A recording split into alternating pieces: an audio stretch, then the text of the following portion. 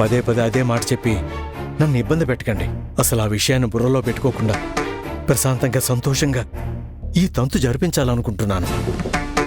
మీరెలా మాట్లాడుతూ నన్ను చాలా ఇబ్బంది పెడుతున్నారు.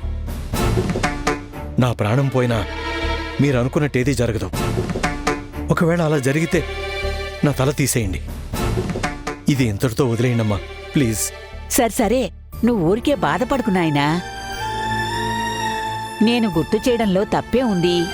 జరగాల్సిన నష్టం జరిగిపోయాక బాధపడేదెవరు? మేమే కదా. ఈ తంతు జరుగుతుండగా గబుక్కున నీ పెద్ద కూతురు వచ్చిందంటే మీ అల్లుడికే చాలా చిన్నతనం అయిపోతుంది. అందుకే గుర్తు చేస్తున్నాను. అలా ఏం కాదమ్మా. మా అల్లుడి గారు బాధపడేటట్టు తలదించుకునేటట్టు ఏం జరగదు. మా అల్లుడి గారు ఇబ్బంది పడకుండా చూసుకునే పూచి నాది. మీరు రండమ్మా, ప్లీజ్. పదండి. అమ్మాయికి ఎవరైనా బొట్టు పెట్టండి అమ్మా. అదేంటమ్మా, ఫస్ట్ బొట్టు పెట్టాల్సింది అమ్మాయి భర్త అనుకుంటాను. ఒక్కో ప్రాంతాన్ని బట్టి వంశాచారాన్ని బట్టి అవి మారుతూ ఉంటాయి బాబు. మీరన్నట్టు భర్త చేత్తో బొట్టు పెట్టే కంటే సౌభాగ్యం ఏముంటుంది? ఆ అమ్మాయి భర్తతోనే బొట్టు పెట్టిద్దాం. వెళ్ళండి సార్. వెళ్ళరా? వెళ్ళు బాబు, వెళ్ళండి.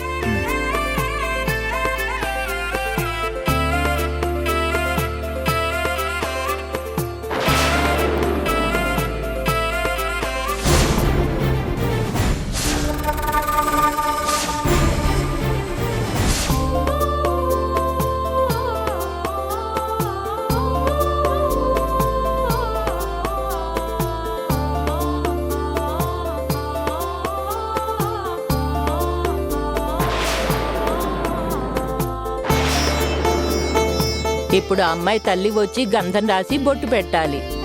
వెళ్ళి బొట్టు పెట్టమ్మా.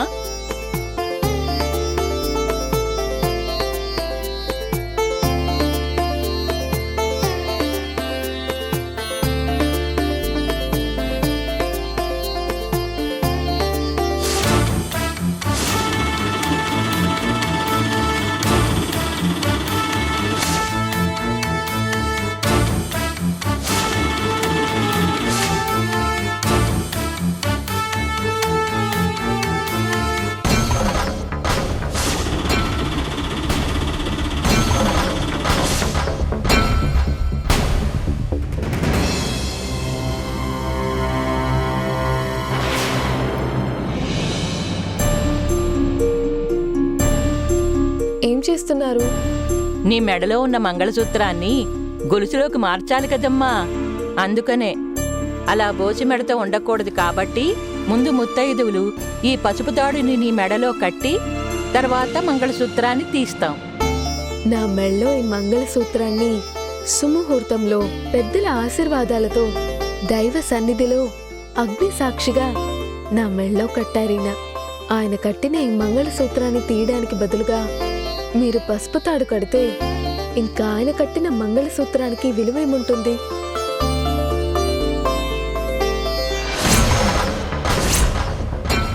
మన ప్రాంతంలో ఆచారం ఇదే కదమ్మా. నాకీ ఆచారాల గురించి అవగాహన ఏం లేదు, కానీ మా ఆయన కట్టిన ఈ మంగళసూత్రాన్ని మార్చాలంటే మాత్రం ఈ పసుపు తాడుని కూడా మా ఆయన చేతే కట్టించండి.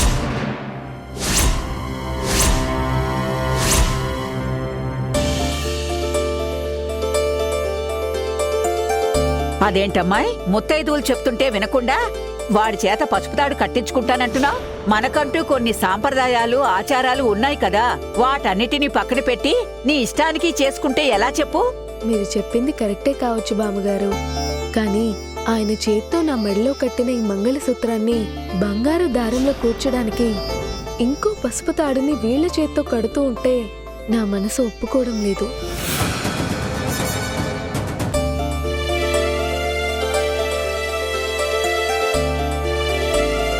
అందుకే ఆయన చేత్తోనే ఈ పసుపు తాడు కట్టించుకుందాం అనుకుంటున్నా. అలా ఎలా కుదురుతుందమ్మాయి? ఈ తంతులు ఆచారాలు ఇప్పుడొచ్చినవి కావు, కొన్ని వందల సంవత్సరాల నుంచే వస్తున్నాయి. మేమందరం కూడా ఇలా చేసుకున్న వాళ్ళమే. ఏమ్మా రమణి, నువ్వు కూడా అలాగే కదా చేసుకున్నావు. ఆచారాలు మనం పాటించడానికి పెట్టుకున్నాయి, ఇలా పక్కన పెట్టడానికి కాదమ్మాయ్. దేవకి, అమ్మా నువ్వు ఊరుకోమ్మా. నా కోడలు చెప్తున్న దాంట్లో కూడా అర్థం ఉంది. నా కొడుకు కట్టిన పసుపుతాడు తన మెళ్ళలోనే ఉండాలని కోరుకుంటుంది. తన కోరికని మనమెందుకు కాదనాలి? అలాగే చేద్దాం. మారుతున్న కాలాన్ని బట్టి తంతుల్లోనూ ఆచారాల్లోనూ చిన్న చిన్న సర్దుబాట్లు ఉంటూనే ఉంటాయి కదమ్మా. మీరు చెప్పింది కరెక్టేనమ్మా. అయినా అమ్మాయి ఆచారాలకు విరుద్ధంగా ఏం అడగట్లేదు. కొన్ని చోట్ల ఈ తంతు మొత్తం ముత్తైదువుల చేతుల మీదుగానే జరిపిస్తారు.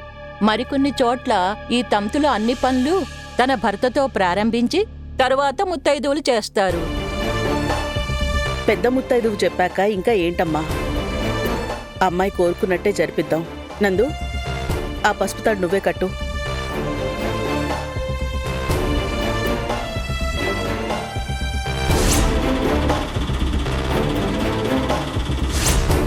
ఏంట్రా ఆలోచిస్తున్నావు? హైకమాండ్ చెప్పిన తర్వాత కూడా ఇంకా ఏం ఆలోచిస్తున్నావు? కట్టు. ఇదిగో బాబు, తీసుకొని కట్టు బాబు. కట్టు బాబు, తీసుకో.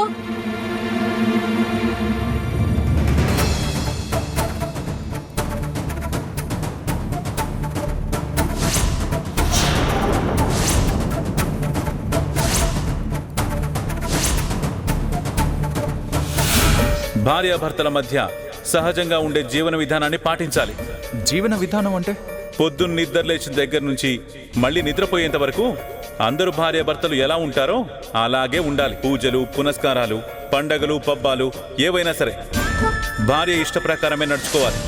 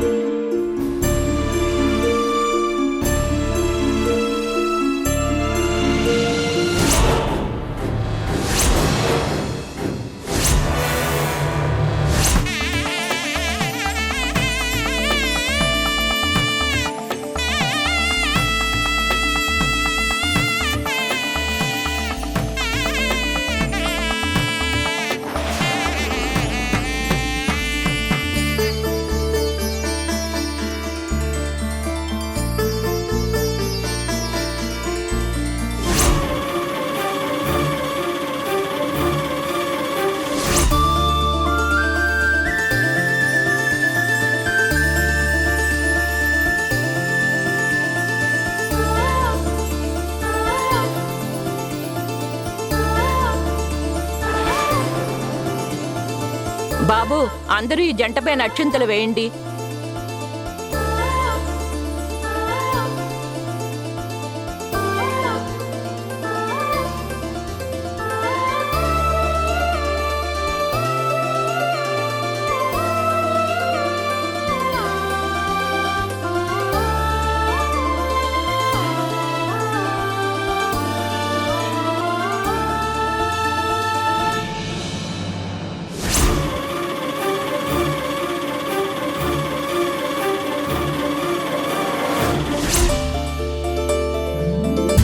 ప్రియమైన ఈటీవీ ప్రేక్షకులకు నమస్కారం. మన జీవన తరంగాలు సీరియల్ని ఆదరిస్తున్న ప్రేక్షకులకు మాతో కలిసి నటించే అద్భుత అవకాశాన్ని ఈటీవీ కల్పిస్తుంది. మీరు చేయవలసిందల్లా మన జీవన తరంగాలు సీరియల్ టెలికాస్ట్ అవుతున్నప్పుడు టీవీ ముందు సెల్ఫీ లేదా ఫోటో తీసుకుని మీ పేరు, ఊరు పేరు రాసి స్క్రీన్ మీద డిస్ప్లే అవుతున్న నెంబర్కి వాట్సాప్ చేయటం. సెలెక్ట్ అయిన ప్రేక్షకులకు ఈ అవకాశం వర్తిస్తుంది.